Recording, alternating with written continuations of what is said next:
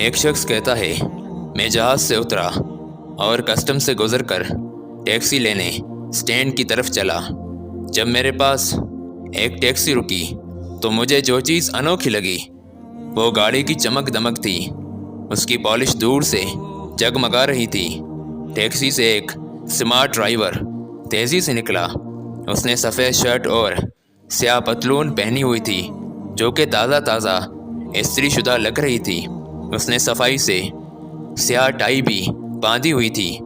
وہ ٹیکسی کی دوسری طرف آیا اور میرے لیے گاڑی کا پچھلا دروازہ کھولا۔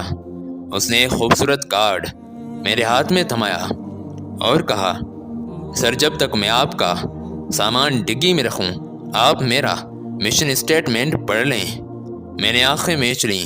یہ کیا ہے؟ ٹیکسی ڈرائیور بولا، میرا نام سائیں ہے اور میرا مشن ہے کہ مسافروں کو سب سے مختصر، محفوظ اور سستے راستے سے ان کی منزل تک پہنچاؤں اور ان کو مناسب ماحول فراہم کروں۔ پھر میں نے آس پاس دیکھا تو میں حیران رہ گیا کہ ٹیکسی کا اندر بھی اتنا ہی صاف تھا جتنا کہ وہ باہر سے جگمگا رہی تھی۔ اسی دوران وہ اسٹیئرنگ سنبھال چکا تھا۔ سر آپ کافی یا چائے پینا چاہیں گے؟ آپ کے ساتھ ہی 2 تھرماش پڑے ہوئے ہیں جن میں چائے اور کافی موجود ہے۔ میں نے مذاق میں کہا کہ نہیں، میں تو کوئی کولڈ ڈرنک پیوں گا۔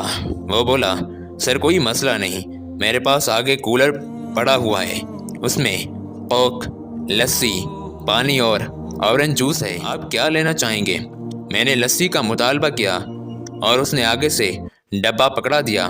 میں نے ابھی اسے منہ بھی نہیں لگایا تھا کہ اس نے کہا، سر اگر آپ کچھ پڑھنا چاہیں تو میرے پاس اردو اور انگریزی کے اخبار موجود ہیں۔ سر میں نے ایئر کنڈیشنر لگا دیا ہے، بتائیے گا کہ ٹیمپریچر زیادہ یا کم ہو تو آپ کی مرضی کے مطابق کر دوں۔ اس کے ساتھ ہی اس نے راستے کے بارے میں بتا دیا کہ اس وقت کس راستے پر سے وہ گزرنے کا ارادہ رکھتا ہے، کہ اس وقت وہاں رش نہیں ہوتا۔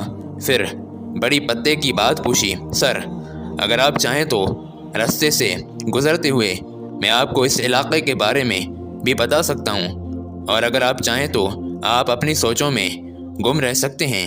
وہ شیشے میں دیکھ کر مسکرایا۔ میں نے پوچھا، سائیں کیا تم ہمیشہ سے ایسے ہی ٹیکسی چلاتے رہے ہو؟ اس کے چہرے پر پھر سے مسکراہٹ آئی۔ نہیں سر، یہ کچھ 2 سال سے میں نے ایسا شروع کیا ہے۔ اس سے 5 سال قبل میں بھی اسی طرح کرتا تھا جیسے کہ دوسرے ٹیکسی والے کرتے ہیں۔ میں بھی اپنا سارا وقت شکایتیں کرتے گزارتا تھا۔ پھر میں نے ایک دن کسی سے سنا کہ سوچ کی طاقت کیا ہوتی ہے۔ یہ سوچ کی طاقت ہوتی ہے کہ آپ بطخ بننا پسند کریں گے کہ عقاب۔ اگر آپ گھر سے مسائل کی توقع کر کے نکلیں گے تو آپ کا سارا دن برا ہی گزرے گا۔ بطخ کی طرح ہر وقت کی ٹینٹیں سے کوئی فائدہ نہیں۔ عقاب کی طرح بلندی پر اڑو تو سارے جہاں سے مختلف لگو گے۔ یہ بات میرے دماغ کو تیر کی طرح لگی اور اس نے میری زندگی بدل دی۔ میں نے سوچا، یہ تو میری زندگی ہے۔ میں ہر وقت شکایتوں کا انبار لیے ہوتا تھا اور بطخ کی طرح سے ٹینٹیں کرتا رہتا تھا۔ بس میں نے عقاب بننے کا فیصلہ کیا۔ میں نے ارد گرد دیکھا تو تمام ٹیکسیاں گندی دیکھیں۔ ان کے ڈرائیور گندے کپڑوں میں ملبوس ہوئے تھے، ہر وقت شکایتیں کرتے رہتے تھے اور مسافروں کے ساتھ جھگڑتے رہتے تھے۔ ان کے مسافر بھی ان سے بیزار ہوتے تھے، کوئی بھی خوش نہیں ہوتا تھا۔ بس میں نے خود کو بدلنے کا فیصلہ کیا۔ میں نے چند تبدیلیاں کی، گاڑی صاف رکھنی شروع کی اور اپنے لباس پر توجہ دی۔ جب گاہکوں کی طرف سے حوصلہ افزائی ملی تو میں نے مزید بہتری کی اور اب بھی بہتری کی تلاش ہے۔ میں نے اپنی دلچسپی کے لیے پوچھا کہ کیا اس سے تمہاری آمدنی پر کوئی فرق پڑا؟ سر بڑا فرق پڑا۔ پہلے سال تو میری انکم ڈبل ہو گئی اور اس سال لگتا ہے 4 گنا بڑھ جائے گی۔ اب میرے گاہک مجھے فون پر بک کرتے ہیں یا SMS کر کے وقت طے کر لیتے ہیں۔ مجھے لگتا ہے کہ اب مجھے ایک ٹیکسی اور خریدنی پڑے گی اور اپنے جیسے کسی بندے کو اس پر لگانا پڑے گا۔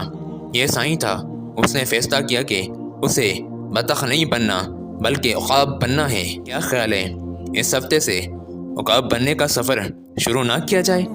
سائیں نے مجھے ایک نیا فلسفہ دیا، سوچ بدلو، زندگی بدلو وہ جو کسی نے کہا ہے نا کہ کوئی بھی پانی میں گرنے سے نہیں مرتا، مرتا وہ اس وقت ہے جب وہ اس مشکل سے نکلنے کے لیے ہاتھ پاؤں نہیں مارتا ہے۔ تو بس الف سنو جی، کیونکہ الف عشق کے حق ہے۔